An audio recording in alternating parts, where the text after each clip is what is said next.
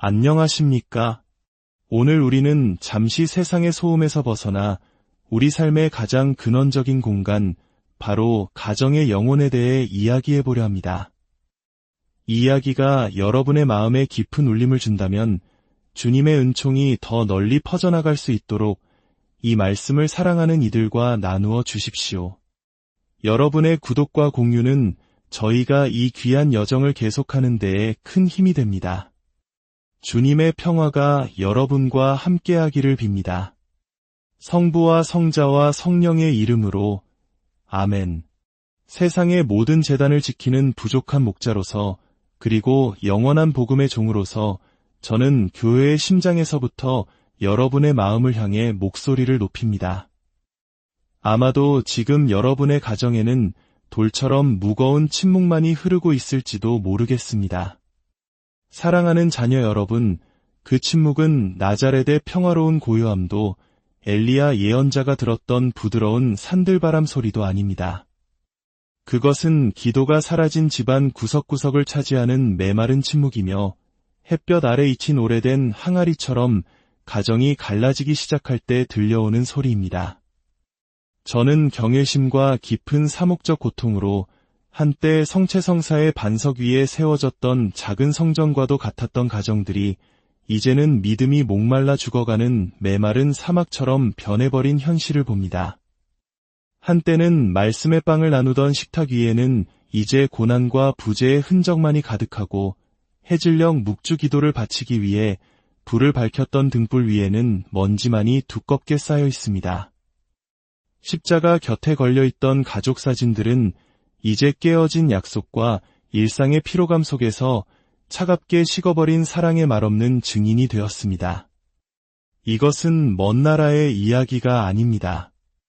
안데스 고원에서부터 과달키비르 강두까지, 캐나다의 작은 마을에서부터 멕시코시티의 인구 밀집 지역에 이르기까지 전 세계 수많은 가톨릭 가정이 매일 겪고 있는 고통스러운 현실입니다. 저는 보이지 않는 눈물로 자녀들이 성체성사에서 멀어지고 거룩한 복음을 잊은 채 시편의 울림 대신 공허한 약속의 메아리를 선택하는 모습을 지켜보는 수많은 아버지와 어머니들의 상처 앞에 고개를 숙입니다. 새벽에 홀로 기도하는 어머니여, 저는 당신의 질문을 압니다. 어디서부터 시작해야 할지조차 모르는데 어떻게 이 영적 붕괴에서 우리 집을 구할 수 있을까요? 늦은 밤 지친 몸을 이끌고 퇴근하여 더 이상 하느님의 이름이 불리지 않는 각자의 방으로 흩어진 가족을 발견하는 아버지여, 저 또한 당신의 걱정을 합니다. 기도가 침묵으로 대체된 지금 어떻게 다시 나의 가족을 성령의 한 지붕 아래 모을 수 있을까요? 그렇기에 오늘 저는 그리스도께서 베드로에게 맡기신 권위와 성모님의 아들임을 아는 이의 온유함으로 모든 가정에 호소합니다. 이제는 가정의 신앙을 긴급히 일깨워야 할 때입니다.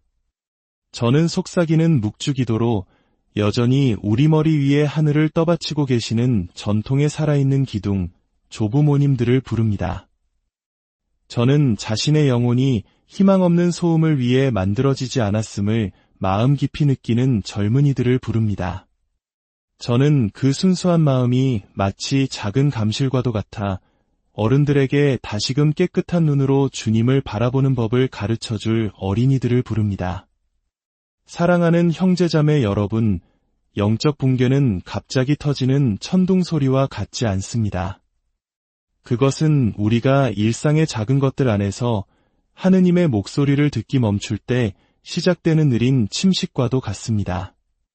아마 기억하실 겁니다. 빡빡한 일정 때문에 식사 전 기도를 건너뛰었던 그날을, 피곤하다는 이유로 온 가족이 부활절 미사에 가지 않았던 그 순간을, 어느새 배우자와 자녀들과의 신뢰 깊은 대화 대신 텔레비전 화면이 그 자리를 차지하도록 내버려 두었을 때를, 그때는 심각하게 보이지 않았을지 모르지만 그것이 바로 가정이라는 벽에 생긴 첫 번째 균열이었습니다. 마테오 복음 7장 26절은 모래 위에 집을 짓는 자는 홍수가 닥쳤을 때 그 집이 무너져 내린다고 경고합니다. 그리고 그 홍수는 무관심과 상대주의, 공허함을 자유로 위장하여 찬양하는 세상 문화의 형태로 우리에게 밀려왔습니다. 오늘날 그 물결은 초대 사도들로부터 물려받은 우리의 신앙마저 집어삼킬 듯 위협하고 있습니다. 하지만 사랑하는 가족 여러분, 주님은 우리를 폐허를 보며 한탄하라고 부르시지 않고 무너진 제단을 다시 세우라고 부르십니다. 버려졌던 곳에 화해가 있게 하고 무의미한 일상이 반복되던 곳에 새로운 예배의 신선함이 싹트게 합시다. 하느님 없는 침묵이 가득했던 곳에 함께 나누는 기도에 살아있는 말씀이 다시 울려 퍼지게 합시다. 잠시 여러분의 영혼을 나자렛의 소박한 집으로 이끌고 싶습니다. 그곳에서 예수님께서는 성 요셉으로부터 경청의 기술과 아버지께 순종하는 법을 배우셨습니다. 그 집에서는 빵을 반죽하고 나무를 다듬고 등불을 켜는 모든 일상의 행위가 곧 성육신의 신비를 준비하는 조용한 전례였습니다.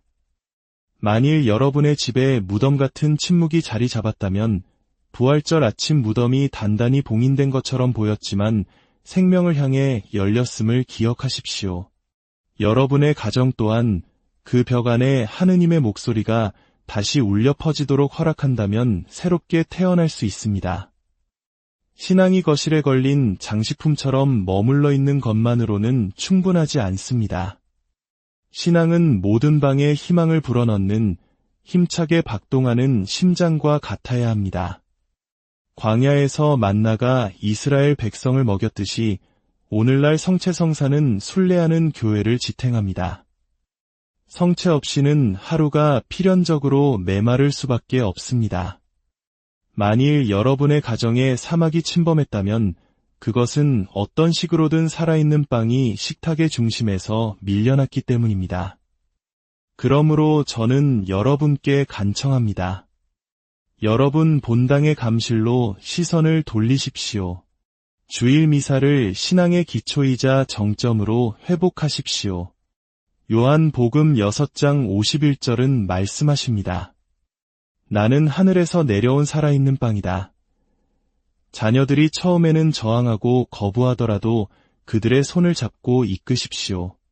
그들의 반대를 두려워하지 마시고 오히려 그리스도의 부재가 그들 안에 남길 공허함을 두려워하십시오. 성녀 아빌라의 데레사의 조언에 귀를 기울여 보십시오.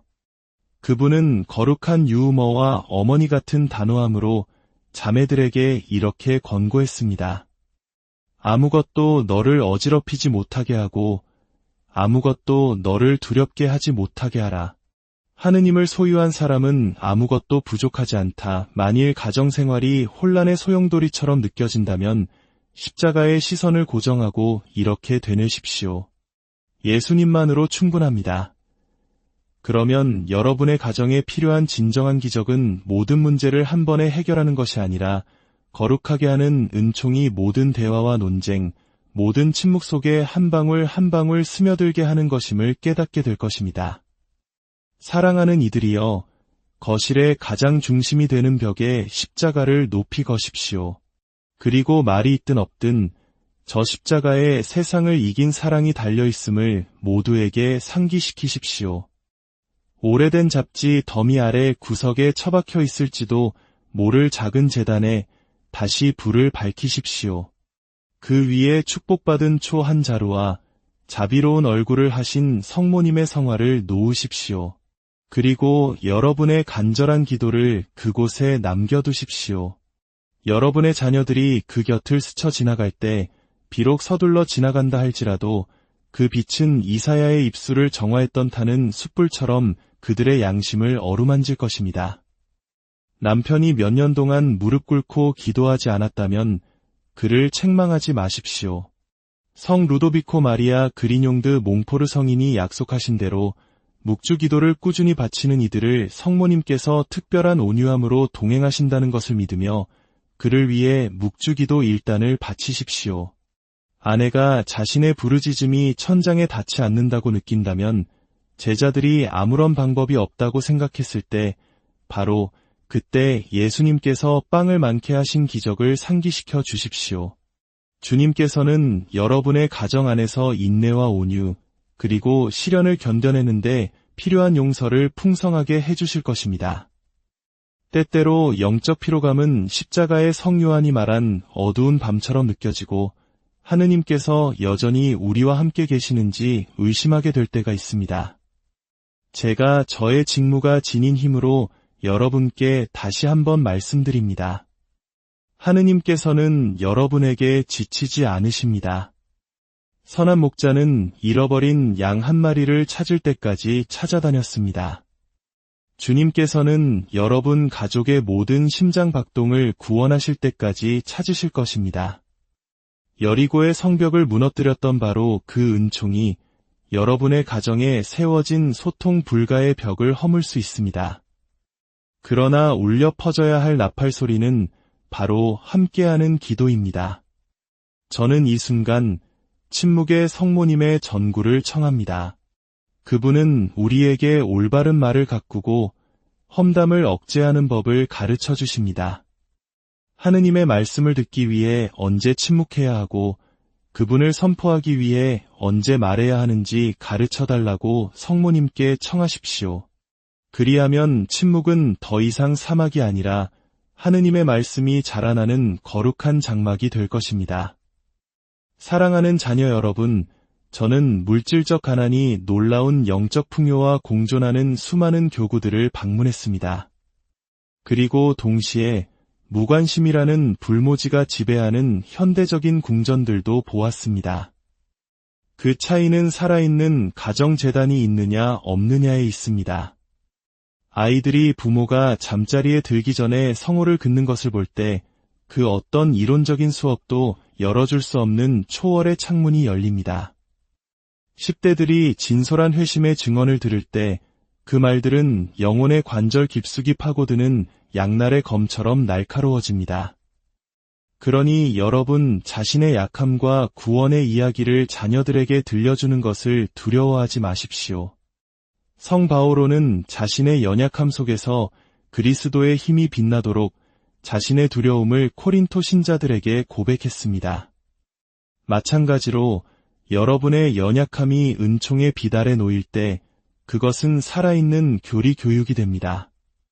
새 복음화의 별이신 성모님께서 오늘 저녁 아기 예수를 품에 안고 여러분의 집문 앞에 서 계십니다. 그리고 가나의 혼인 잔치에서처럼 물으십니다. 포도주가 떨어졌느냐? 기쁨이 사라졌느냐? 여러분의 평범한 일상이라는 물을 성모님을 통해 그분의 아드님께 봉헌하십시오. 그러면 그것이 축제의 포도주로 변하는 것을 보게 될 것입니다. 또한 저는 예수님과 성모님이라는 두 가장 위대한 보물을 지키신 성요셉의 전구를 청하며 그분께서 영적 붕괴로부터 여러분의 가정을 지켜주시기를 기도합니다. 그가 밤에 말없이 아기 예수를 팔에 안고 성모님께서 쉬시는 동안 지켰던 그 침묵을 상상해 보십시오. 그 침묵은 하느님으로 가득 차 있었습니다. 여러분의 침묵도 마찬가지여야 합니다. 말 없는 포기가 아니라 주님을 흠숭하는 침묵이 되어야 합니다. 사랑하는 아들딸 여러분, 제가 여러분에게 말하는 동안 온 교회의 뜨거운 맥박이 함께 뛰고 있습니다. 그 맥박은 모든 성모송 안에서, 시골의 작은 경당에서 봉헌되는 모든 미사 안에서, 희망을 잃지 않는 할머니가 켜는 모든 촛불 안에서 살아 숨쉽습니다. 이 심장 박동이 여러분의 거실에 닿아 여러분의 벽을 통과하여 믿음의 등불을 다시 밝히기를 기도합니다. 그러면 여러분의 집은 더 이상 외로움의 무게에 삐걱거리지 않고 소박한 행위들로 만들어진 재단이 될 것입니다. 아침의 입맞춤, 일터로 떠나기 전의 축복, 문을 열며 긋는 성호, 용서하기 위해 내미는 손. 만물의 왕이신 그리스도께서는 먼저 여러분 가정이라는 작은 우주 안에서 다스리십니다. 그분께서 다스리시면 땅이 흔들려도 아무것도 무너지지 않습니다. 이제 저는 잠시 말을 멈추려 합니다. 메시지가 끝났기 때문이 아니라 성령께서 여러분 각자의 내면 깊은 곳에서 말씀하실 공간을 원하시기 때문입니다. 주님의 음성에 귀 기울이십시오. 그리스도인 가정은 문화적 발명품도 단순한 감정적 구조물도 아닙니다. 그것은 삼위일체의 신비를 살아있는 모습으로 반영하는 것이며 그리스도 신비체의 살아있는 세포이며 믿음이 심어지고 자라나며 영속되는 가정교회입니다. 그러므로 한 가정이 영적으로 무너질 때 단순히 등불 하나가 꺼지는 것이 아니라 이 땅 위에 울려 퍼지던 하늘의 메아리가 사라지는 것입니다. 성요한 바오로 2세 교황님께서 해칙 가정 공동체에서 하신 말씀을 기억합니다. 인류의 미래는 가정을 통해 이루어진다. 만일 오늘날 그 미래가 위험에 처해 있다면 그것은 너무나 많은 가정이 그리스도께 문을 닫고 빵을 축복하기를 멈추고 함께 기도하기를 멈추고 사랑을 습관과 혼동했기 때문입니다. 마테오 복음 7장 24절에서 주님께서는 바위 위에 집을 지은 사람과 모래 위에 집을 지은 두 사람에 대해 말씀하십니다. 둘 다 집을 짓고 일하고 같은 하늘 아래 삽니다. 하지만 비가 내렸을 때 오직 한 채의 집만이 남아 있었습니다. 우리의 전례에서 자주 읽히는 이 비유는 오늘날 수많은 가톨릭 가정에서 성취된 예언과도 같습니다. 우리의 집은 성체성사와 기도, 그리고 용서 위에 지어졌습니까? 아니면 겉모습과 소음, 소셜미디어 위에 지어졌습니까? 바위는 다름 아닌 거룩한 성체 안에 참으로 그리고 실체적으로 현존하시는 그리스도이십니다. 만일 여러분의 집이 더 이상 제단을 중심으로 돌아가지 않는다면 비록 그 안에 안락함과 애정, 좋은 의도가 있을지라도 심장이 빠진 것과 같습니다. 생명이 없는 것입니다. 에페소 신자들에게 보낸 서간에서 성 바오로가 말했듯이 성령의 불을 끄지 마십시오. 우리는 중대한 죄악뿐만 아니라 관용으로 위장했지만 실제로는 영적 사랑의 결핍인 일상의 무관심과 미지근함으로 성령의 불을 끕니다. 우리는 진리를 생략하는 것을 자유에 대한 존중으로 혼동했고 거짓된 현대성이라는 이름 아래 부엌에서 예수님의 이름을 침묵시켰으며 십자가를 텔레비전 뒤로 숨기고 복음서가 책장 구석에서 먼지를 뒤집어 쓰는 동안 자녀들이 공허한 철학을 먹도록 내버려 두었습니다. 그러나 주님은 우리를 등불 없이 내버려 두지 않으십니다. 루카복음 15장 8절은 동전 한 입을 잃어버린 여인이 등불을 켜고 그것을 주에 깊게 찾는 이야기를 들려줍니다. 그 잃어버린 동전은 우리 자녀들의 믿음이며 그리스도인 가정의 깊은 의미이며 일상이나 절망에 의해 파괴된 가정재단입니다. 그러나 남몰래 눈물 흘리는 어머니, 어디서부터 시작해야 할지 모르는 아버지, 여러분이 바로 그 등불을 다시 켤 수 있습니다. 위대한 연설이나 화려한 기적은 필요하지 않습니다. 주님께서 시에나의 성녀 가타리나에게 말씀하셨듯이 기꺼이 받아들이는 마음만 있으면 됩니다. 내 자신을 하느님을 받아들일 수 있는 그릇으로 만들어라. 사랑하는 아들딸 여러분, 저는 이제 상징의 궤를 열었습니다. 성인들의 피와 복음의 숨결로 박동하는 비유들을 여러분의 눈앞에 놓았습니다. 각각의 이미지는 하느님께서 여러분에게 열어달라고 간청하시는 문이며 그 문을 통해 여러분의 집이 그분의 영광으로 가득 차게 될 것입니다. 이제 신학이 행동이 되고 묵상이 실천으로 번역되며 비유의 빛이 일상의 길 위에 쏟아지는 문턱에 이르렀습니다. 진정한 쇄신은 거창한 연설에서 오는 것이 아니라 장인의 성실함으로 반복되는 겸손한 결정에서 비롯된다는 것을 기억하십시오. 성 요셉이 나자렛의 식탁을 만들었을 때 그는 이론이 아니라 망치와 못으로 만들었습니다. 여러분 또한 작아 보이지만 하늘에서는 영광의 우렁찬 함성으로 울려 퍼지는 행동들로 가정재단을 세울 것입니다. 첫째, 주일의 거룩한 리듬을 회복하십시오. 주일 미사는 의무가 아니라 가정생활의 원천으로 껴안아야 합니다. 일찍 일어나 정성껏 옷을 준비하고 성당으로 향하는 길을 기쁨의 행렬로 만드십시오. 집에 돌아와서는 식탁으로 전례를 확장하십시오. 촛불을 켜고 빵을 축복하고 그날의 복음을 소리내어 읽으십시오. 이렇게 성찬의 국내적 메아리는 주 재단에서부터 일상의 식탁보까지 은총을 퍼뜨립니다. 둘째, 가족 묵주 기도라는 보물을 여러분께 맡깁니다.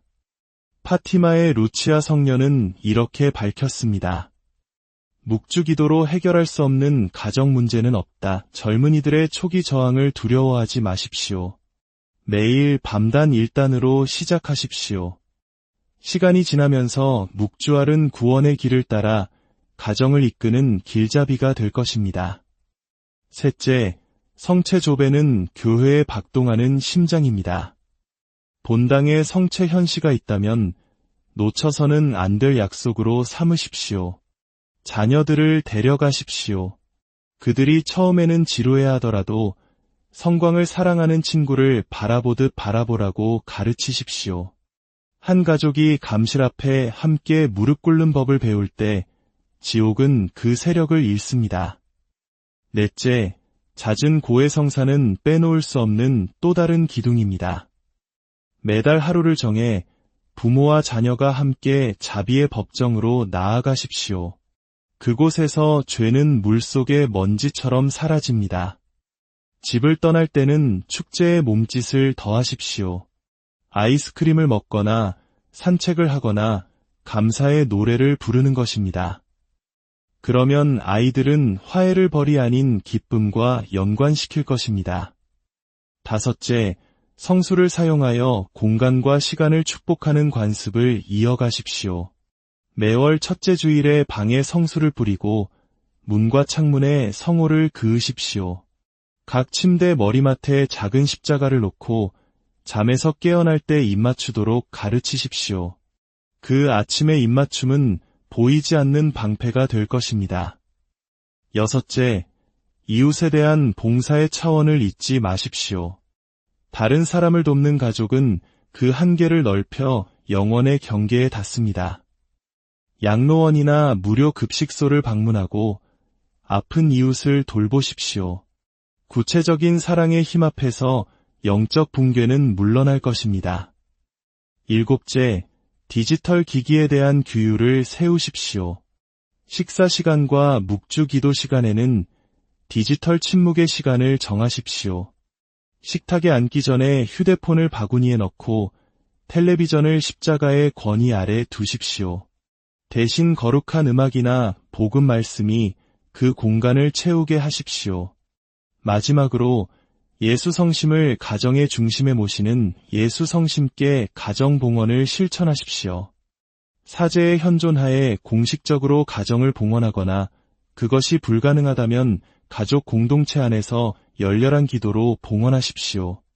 그 마음이 뛰는 곳에 돌 같은 마음이 부드러워지고 서로 다른 성격 사이에서도 형제애가 가능해지는 것을 보게 될 것입니다. 이제 제 마지막 초대를 받으십시오. 그것은 자비의 나팔 소리처럼 울려 퍼지는 명령입니다. 회개하고 복음을 믿어라. 분노를 온유함으로, 게으름을 봉사로, 무익한 여가를 흠숭으로 바꾸십시오. 복음이 여러분의 피로에 대한 가장 신선한 소식이며 교회가 완벽한 이들의 박물관이 아니라 길 위에 있는 죄인들을 위한 병원임을 믿으십시오. 눈을 들어 당신의 식탁이 빵을 축복하시고 당신의 상처에 생명을 주시기 위해 상처 입은 손을 내미시는 그리스도를 바라보십시오. 그분은 당신을 구출하는 데 지치지 않으시니 당신도 그분께 구출되기를 포기하지 마십시오. 이제 저의 사도적 축복을 드리기 전에 잠시 침묵 속에 엎드리도록 여러분을 초대합니다. 눈을 감고 여러분의 존재를 알리는 심장 박동을 느껴보십시오. 그리고 각 박동이 모든 이름 위에 뛰어난 그 이름, 예수를 발음하게 하십시오. 두려움이 물러갈 때까지 여러분 집의 벽이 예수, 예수, 예수라고 속삭이는 것처럼 느껴질 때까지 그 이름을 부르십시오. 그 이름 안에서 어둠은 물러가고 병은 굴복하며 죄는 힘을 잃고 분열은 낡은 천처럼 찢어집니다. 이제 다 함께 단순하고 영원한 말로 기도합시다. 주님의 기도. 하늘에 계신 우리 아버지, 아버지의 이름이 거룩히 빛나시며 아버지의 나라가 오시며 아버지의 뜻이 하늘에서와 같이 땅에서도 이루어지소서. 오늘 저희에게 일용할 양식을 주시고 저희에게 잘못한 일을 저희가 용서하오니 저희 죄를 용서하시고 저희를 유혹에 빠지지 않게 하시고 악에서 구하소서. 아멘. 성모송. 은총이 가득하신 마리아님, 기뻐하소서. 주님께서 함께 계시니 여인 중에 복되시며 태중의 아들 예수님 또한 복되시나이다. 천주의 성모 마리아님, 이제와 저희 죽을 때에 저희 죄인을 위하여 빌어주소서. 아멘. 전능하신 천주 성부와 성자와 성령께서는 여기 모인 모든 이에게 강복하시어 길이 머물게 하소서. 아멘. 이제 가십시오. 가서 가정재단을 다시 세우십시오. 기도의 불꽃을 밝히고 메마른 침묵을 몰아내십시오. 그리하여 여러분의 집이 하늘이 환희에 차서 듣게 될 마니피캇을 노래하게 하십시오. 안녕하십니까? 오늘 우리는 잠시 세상의 소음에서 벗어나 우리 삶의 가장 근원적인 공간, 바로 가정의 영혼에 대해 이야기해보려 합니다. 이 이야기가 여러분의 마음에 깊은 울림을 준다면 주님의 은총이 더 널리 퍼져나갈 수 있도록 이 말씀을 사랑하는 이들과 나누어 주십시오. 여러분의 구독과 공유는 저희가 이 귀한 여정을 계속하는 데에 큰 힘이 됩니다. 주님의 평화가 여러분과 함께하기를 빕니다. 성부와 성자와 성령의 이름으로 아멘. 세상의 모든 재단을 지키는 부족한 목자로서 그리고 영원한 복음의 종으로서 저는 교회의 심장에서부터 여러분의 마음을 향해 목소리를 높입니다. 아마도 지금 여러분의 가정에는 돌처럼 무거운 침묵만이 흐르고 있을지도 모르겠습니다.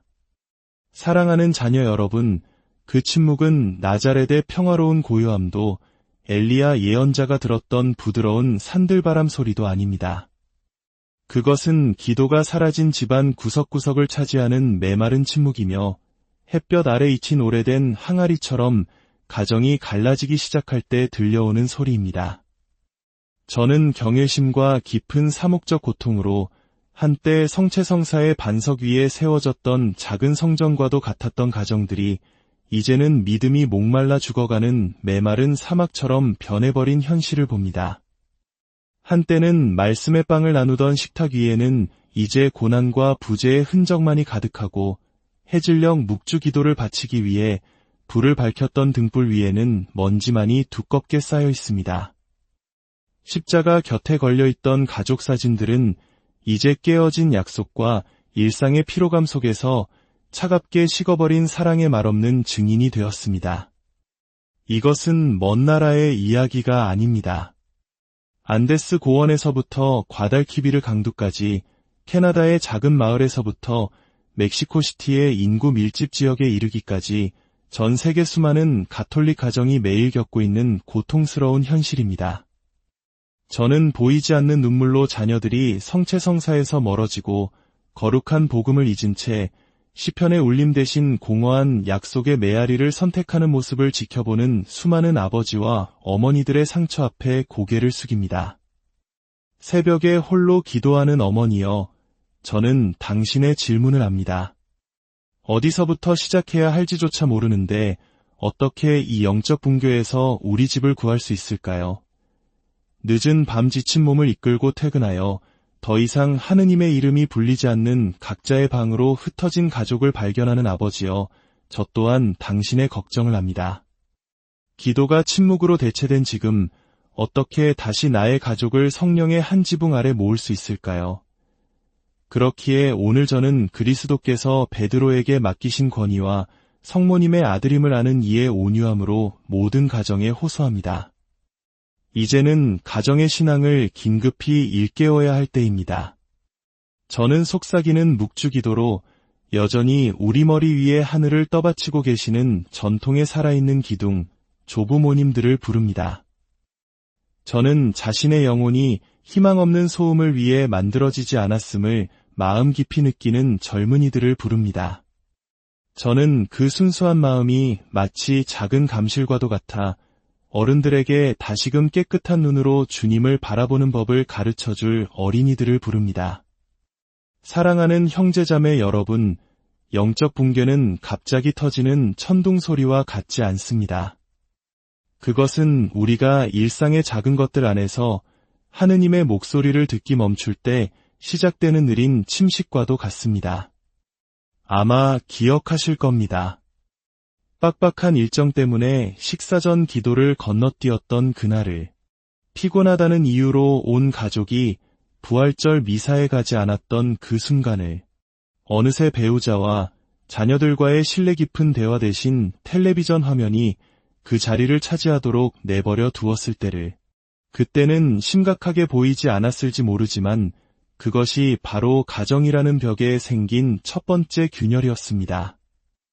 마테오 복음 7장 26절은 모래 위에 집을 짓는 자는 홍수가 닥쳤을 때 그 집이 무너져 내린다고 경고합니다. 그리고 그 홍수는 무관심과 상대주의, 공허함을 자유로 위장하여 찬양하는 세상 문화의 형태로 우리에게 밀려왔습니다.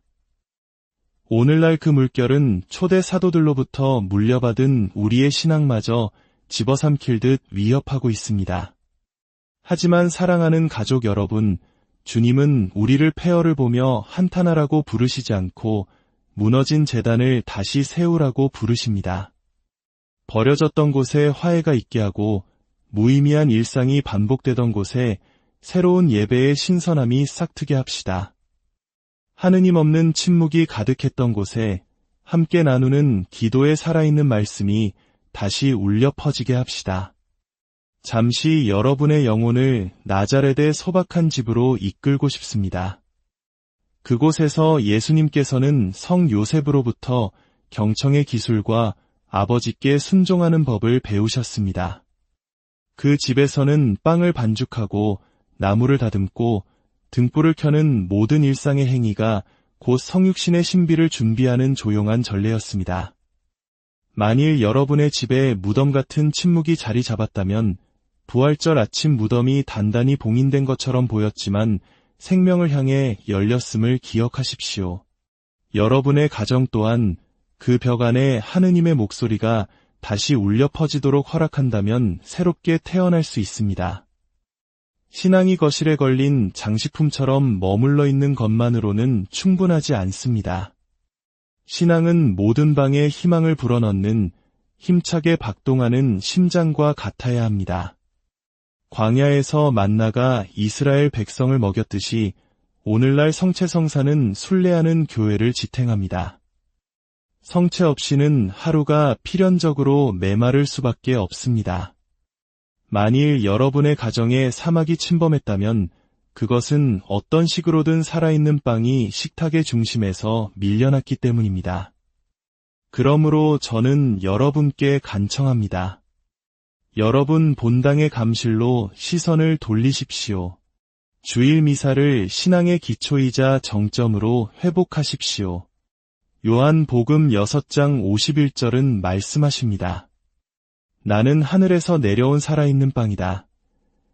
자녀들이 처음에는 저항하고 거부하더라도 그들의 손을 잡고 이끄십시오. 그들의 반대를 두려워하지 마시고 오히려 그리스도의 부재가 그들 안에 남길 공허함을 두려워하십시오. 성녀 아빌라의 데레사의 조언에 귀를 기울여 보십시오. 그분은 거룩한 유우머와 어머니 같은 단호함으로 자매들에게 이렇게 권고했습니다. 아무것도 너를 어지럽히지 못하게 하고 아무것도 너를 두렵게 하지 못하게 하라.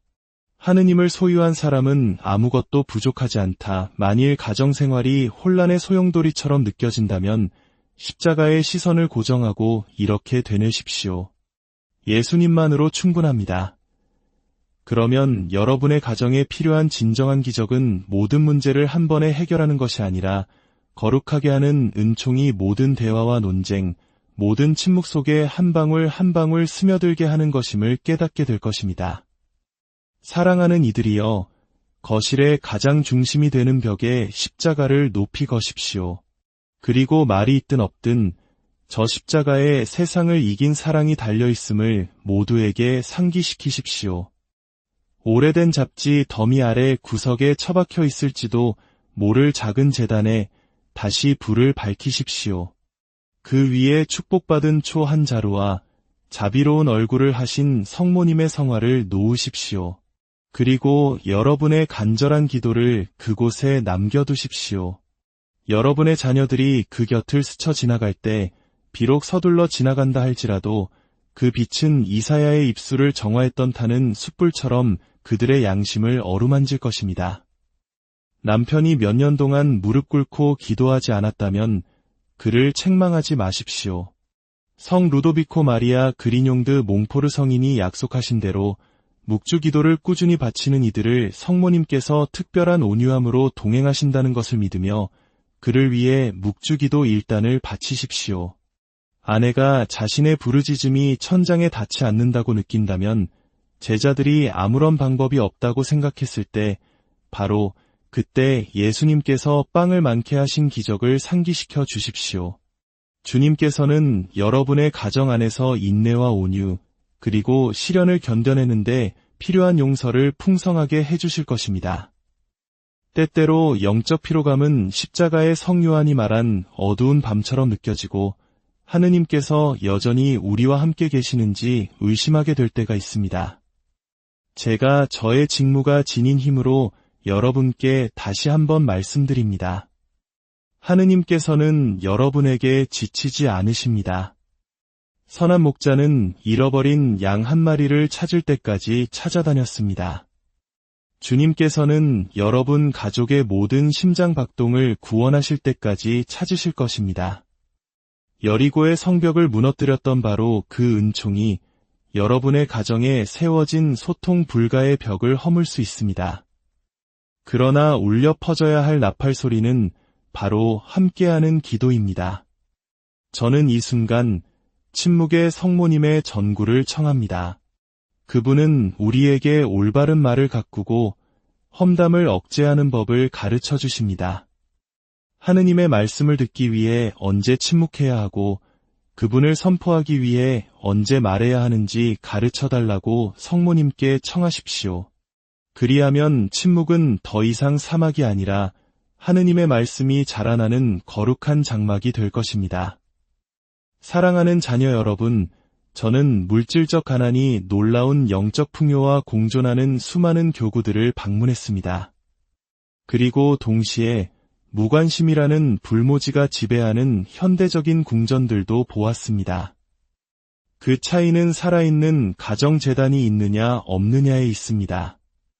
아이들이 부모가 잠자리에 들기 전에 성호를 긋는 것을 볼 때 그 어떤 이론적인 수업도 열어줄 수 없는 초월의 창문이 열립니다.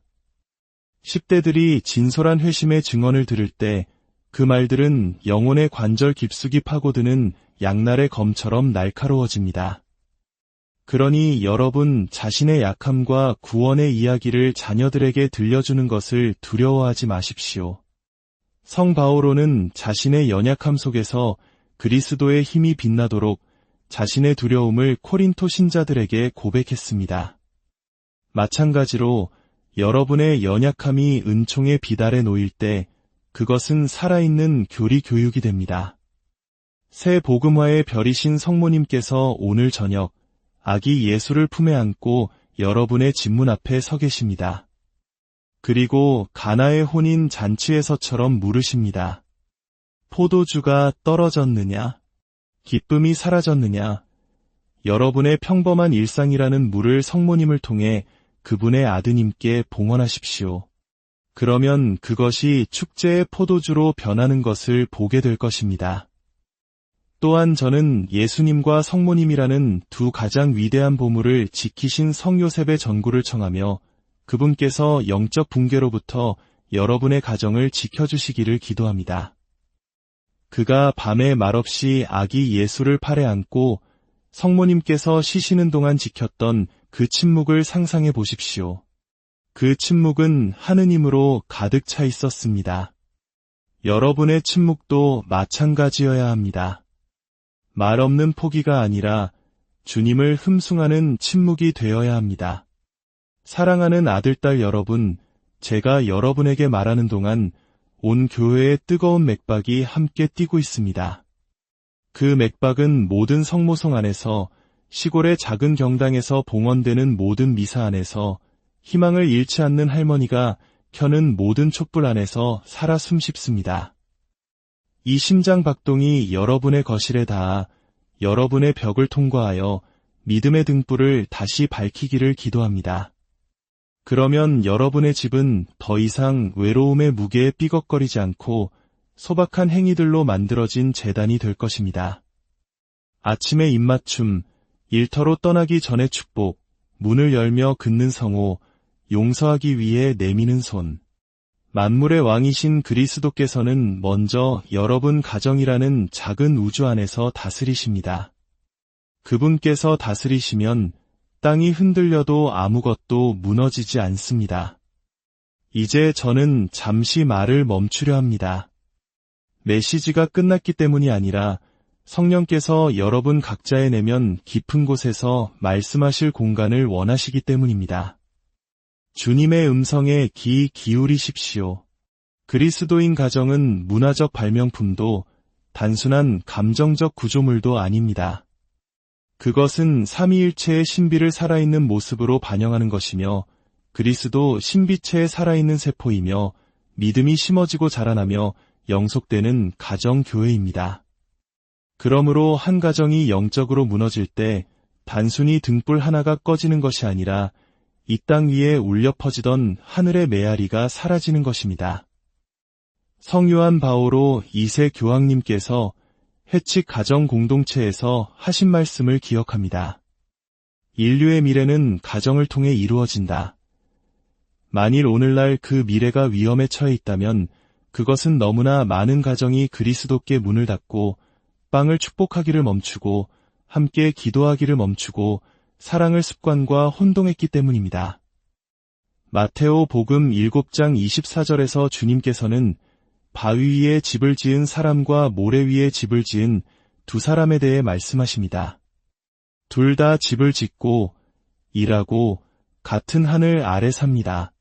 하지만 비가 내렸을 때 오직 한 채의 집만이 남아 있었습니다.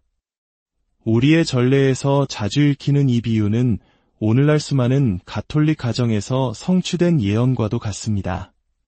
우리의 집은 성체성사와 기도, 그리고 용서 위에 지어졌습니까? 아니면 겉모습과 소음, 소셜미디어 위에 지어졌습니까? 바위는 다름 아닌 거룩한 성체 안에 참으로 그리고 실체적으로 현존하시는 그리스도이십니다. 만일 여러분의 집이 더 이상 제단을 중심으로 돌아가지 않는다면 비록 그 안에 안락함과 애정, 좋은 의도가 있을지라도 심장이 빠진 것과 같습니다. 생명이 없는 것입니다. 에페소 신자들에게 보낸 서간에서 성 바오로가 말했듯이 성령의 불을 끄지 마십시오. 우리는 중대한 죄악뿐만 아니라 관용으로 위장했지만 실제로는 영적 사랑의 결핍인 일상의 무관심과 미지근함으로 성령의 불을 끕니다. 우리는 진리를 생략하는 것을 자유에 대한 존중으로 혼동했고 거짓된 현대성이라는 이름 아래 부엌에서 예수님의 이름을 침묵시켰으며 십자가를 텔레비전 뒤로 숨기고 복음서가 책장 구석에서 먼지를 뒤집어 쓰는 동안 자녀들이 공허한 철학을 먹도록 내버려 두었습니다. 그러나 주님은 우리를 등불 없이 내버려 두지 않으십니다. 루카복음 15장 8절은 동전 한 입을 잃어버린 여인이 등불을 켜고 그것을 주에 깊게 찾는 이야기를 들려줍니다.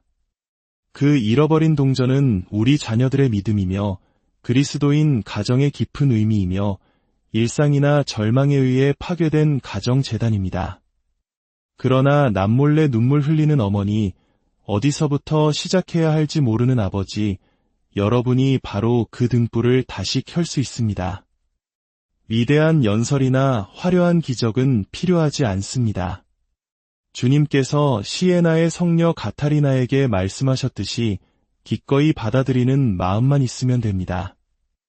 내 자신을 하느님을 받아들일 수 있는 그릇으로 만들어라. 사랑하는 아들딸 여러분, 저는 이제 상징의 궤를 열었습니다. 성인들의 피와 복음의 숨결로 박동하는 비유들을 여러분의 눈앞에 놓았습니다. 각각의 이미지는 하느님께서 여러분에게 열어달라고 간청하시는 문이며 그 문을 통해 여러분의 집이 그분의 영광으로 가득 차게 될 것입니다. 이제 신학이 행동이 되고 묵상이 실천으로 번역되며 비유의 빛이 일상의 길 위에 쏟아지는 문턱에 이르렀습니다. 진정한 쇄신은 거창한 연설에서 오는 것이 아니라 장인의 성실함으로 반복되는 겸손한 결정에서 비롯된다는 것을 기억하십시오. 성 요셉이 나자렛의 식탁을 만들었을 때 그는 이론이 아니라 망치와 못으로 만들었습니다. 여러분 또한 작아 보이지만 하늘에서는 영광의 우렁찬 함성으로 울려 퍼지는 행동들로 가정재단을 세울 것입니다. 첫째, 주일의 거룩한 리듬을 회복하십시오. 주일 미사는 의무가 아니라 가정생활의 원천으로 껴안아야 합니다. 일찍 일어나 정성껏 옷을 준비하고 성당으로 향하는 길을 기쁨의 행렬로 만드십시오. 집에 돌아와서는 식탁으로 전례를 확장하십시오. 촛불을 켜고 빵을 축복하고 그날의 복음을 소리내어 읽으십시오. 이렇게 성찬의 국내적 메아리는 주 재단에서부터 일상의 식탁보까지 은총을 퍼뜨립니다.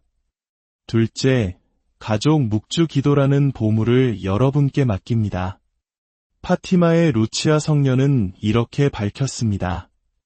묵주 기도로 해결할 수 없는 가정 문제는 없다. 젊은이들의 초기 저항을 두려워하지 마십시오. 매일 밤단 1단으로 시작하십시오. 시간이 지나면서 묵주알은 구원의 길을 따라 가정을 이끄는 길잡이가 될 것입니다. 셋째, 성체 조배는 교회에 박동하는 심장입니다.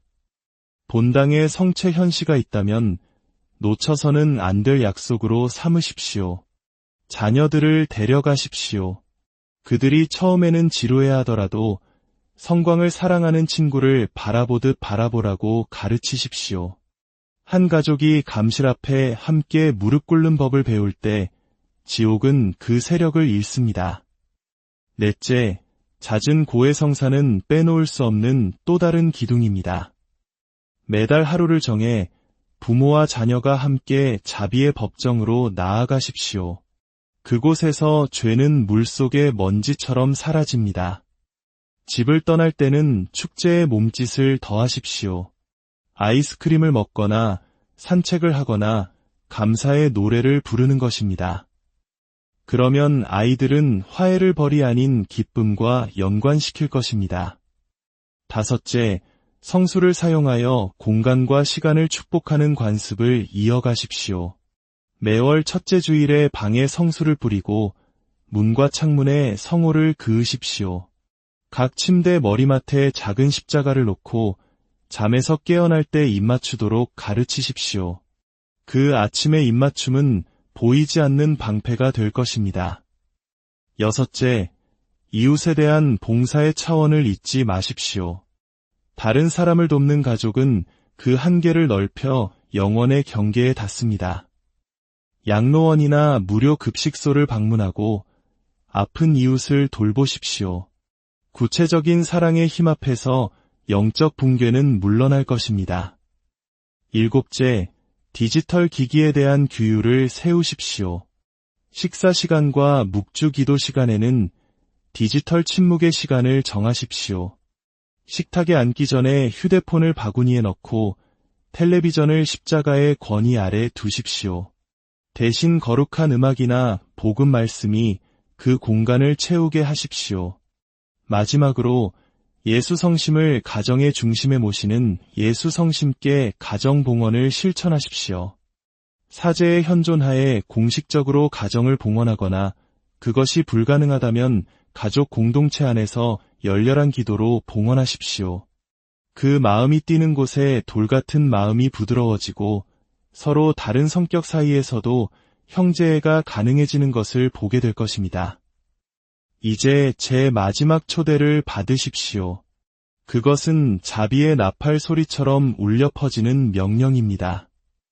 회개하고 복음을 믿어라. 분노를 온유함으로, 게으름을 봉사로, 무익한 여가를 흠숭으로 바꾸십시오. 복음이 여러분의 피로에 대한 가장 신선한 소식이며, 교회가 완벽한 이들의 박물관이 아니라 길 위에 있는 죄인들을 위한 병원임을 믿으십시오. 눈을 들어 당신의 식탁이 빵을 축복하시고 당신의 상처에 생명을 주시기 위해 상처 입은 손을 내미시는 그리스도를 바라보십시오. 그분은 당신을 구출하는 데 지치지 않으시니 당신도 그분께 구출되기를 포기하지 마십시오. 이제 저의 사도적 축복을 드리기 전에 잠시 침묵 속에 엎드리도록 여러분을 초대합니다. 눈을 감고 여러분의 존재를 알리는 심장 박동을 느껴보십시오.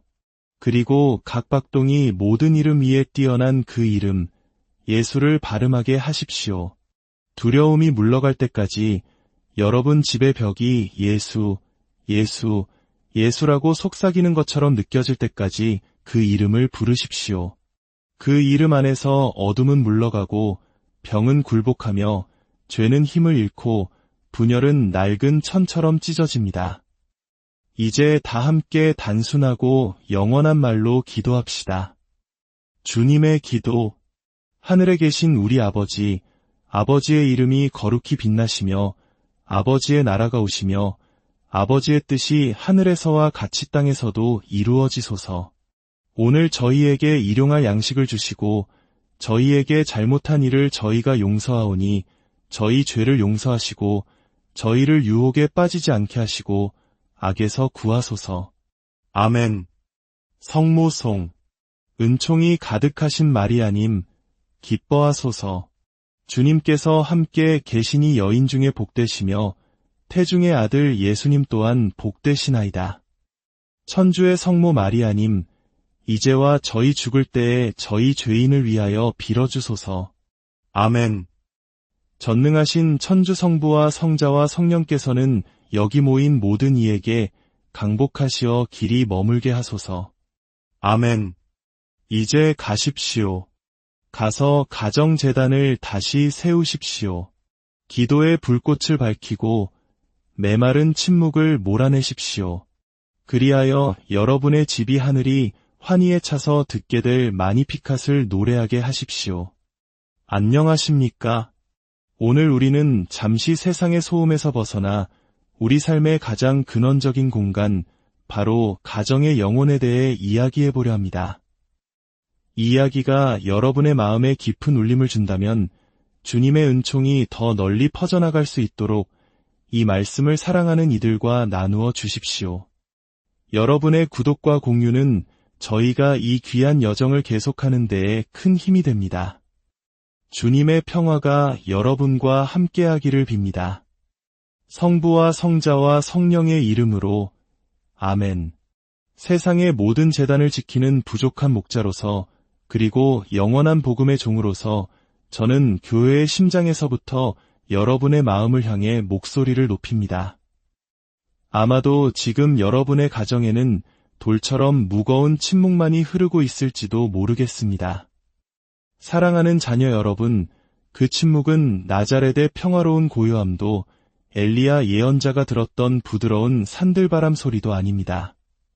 그것은 기도가 사라진 집안 구석구석을 차지하는 메마른 침묵이며 햇볕 아래 잊힌 오래된 항아리처럼 가정이 갈라지기 시작할 때 들려오는 소리입니다.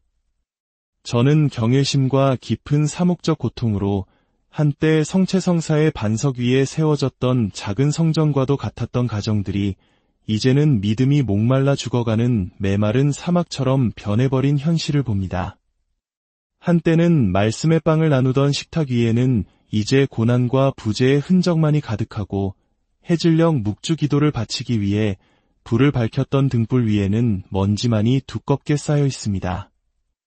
십자가 곁에 걸려있던 가족 사진들은 이제 깨어진 약속과 일상의 피로감 속에서 차갑게 식어버린 사랑의 말없는 증인이 되었습니다. 이것은 먼 나라의 이야기가 아닙니다. 안데스 고원에서부터 과달키비르 강두까지 캐나다의 작은 마을에서부터 멕시코시티의 인구 밀집 지역에 이르기까지 전 세계 수많은 가톨릭 가정이 매일 겪고 있는 고통스러운 현실입니다. 저는 보이지 않는 눈물로 자녀들이 성체성사에서 멀어지고 거룩한 복음을 잊은 채 시편의 울림 대신 공허한 약속의 메아리를 선택하는 모습을 지켜보는 수많은 아버지와 어머니들의 상처 앞에 고개를 숙입니다. 새벽에 홀로 기도하는 어머니여, 저는 당신의 질문을 압니다. 어디서부터 시작해야 할지조차 모르는데 어떻게 이 영적 붕괴에서 우리 집을 구할 수 있을까요? 늦은 밤 지친 몸을 이끌고 퇴근하여 더 이상 하느님의 이름이 불리지 않는 각자의 방으로 흩어진 가족을 발견하는 아버지여, 저 또한 당신의 걱정을 합니다. 기도가 침묵으로 대체된 지금 어떻게 다시 나의 가족을 성령의 한 지붕 아래 모을 수 있을까요? 그렇기에 오늘 저는 그리스도께서 베드로에게 맡기신 권위와 성모님의 아들임을 아는 이의 온유함으로 모든 가정에 호소합니다. 이제는 가정의 신앙을 긴급히 일깨워야 할 때입니다. 저는 속삭이는 묵주기도로 여전히 우리 머리 위에 하늘을 떠받치고 계시는 전통의 살아있는 기둥, 조부모님들을 부릅니다. 저는 자신의 영혼이 희망 없는 소음을 위해 만들어지지 않았음을 마음 깊이 느끼는 젊은이들을 부릅니다. 저는 그 순수한 마음이 마치 작은 감실과도 같아 어른들에게 다시금 깨끗한 눈으로 주님을 바라보는 법을 가르쳐줄 어린이들을 부릅니다. 사랑하는 형제자매 여러분, 영적 붕괴는 갑자기 터지는 천둥 소리와 같지 않습니다. 그것은 우리가 일상의 작은 것들 안에서 하느님의 목소리를 듣기 멈출 때 시작되는 느린 침식과도 같습니다. 아마 기억하실 겁니다. 빡빡한 일정 때문에 식사 전 기도를 건너뛰었던 그날을, 피곤하다는 이유로 온 가족이 부활절 미사에 가지 않았던 그 순간을, 어느새 배우자와 자녀들과의 신뢰 깊은 대화 대신 텔레비전 화면이 그 자리를 차지하도록 내버려 두었을 때를, 그때는 심각하게 보이지 않았을지 모르지만 그것이 바로 가정이라는 벽에 생긴 첫 번째 균열이었습니다. 마테오 복음 7장 26절은 모래 위에 집을 짓는 자는 홍수가 닥쳤을 때 그 집이 무너져 내린다고 경고합니다. 그리고 그 홍수는 무관심과 상대주의, 공허함을 자유로 위장하여 찬양하는 세상 문화의 형태로 우리에게 밀려왔습니다. 오늘날 그 물결은 초대 사도들로부터 물려받은 우리의 신앙마저 집어삼킬 듯 위협하고 있습니다. 하지만 사랑하는 가족 여러분, 주님은 우리를 폐허를 보며 한탄하라고 부르시지 않고 무너진 제단을 다시 세우라고 부르십니다. 버려졌던 곳에 화해가 있게 하고 무의미한 일상이 반복되던 곳에 새로운 예배의 신선함이 싹트게 합시다. 하느님 없는 침묵이 가득했던 곳에 함께 나누는 기도에 살아있는 말씀이 다시 울려 퍼지게 합시다. 잠시 여러분의 영혼을 나자렛의 소박한 집으로 이끌고 싶습니다. 그곳에서 예수님께서는 성 요셉으로부터 경청의 기술과 아버지께 순종하는 법을 배우셨습니다. 그 집에서는 빵을 반죽하고 나무를 다듬고 등불을 켜는 모든 일상의 행위가 곧 성육신의 신비를 준비하는 조용한 전례였습니다. 만일 여러분의 집에 무덤 같은 침묵이 자리 잡았다면 부활절 아침 무덤이 단단히 봉인된 것처럼 보였지만 생명을 향해 열렸음을 기억하십시오. 여러분의 가정 또한 그 벽 안에 하느님의 목소리가 다시 울려 퍼지도록 허락한다면 새롭게 태어날 수 있습니다. 신앙이 거실에 걸린 장식품처럼 머물러 있는 것만으로는 충분하지 않습니다. 신앙은 모든 방에 희망을 불어넣는 힘차게 박동하는 심장과 같아야 합니다. 광야에서 만나가 이스라엘 백성을 먹였듯이 오늘날 성체성사는 순례하는 교회를 지탱합니다. 성체 없이는 하루가 필연적으로 메마를 수밖에 없습니다. 만일 여러분의 가정에 사막이 침범했다면 그것은 어떤 식으로든 살아있는 빵이 식탁의 중심에서 밀려났기 때문입니다. 그러므로 저는 여러분께 간청합니다. 여러분 본당의 감실로 시선을 돌리십시오. 주일 미사를 신앙의 기초이자 정점으로 회복하십시오. 요한복음 6장 51절은 말씀하십니다. 나는 하늘에서 내려온 살아있는 빵이다. 자녀들이 처음에는 저항하고 거부하다가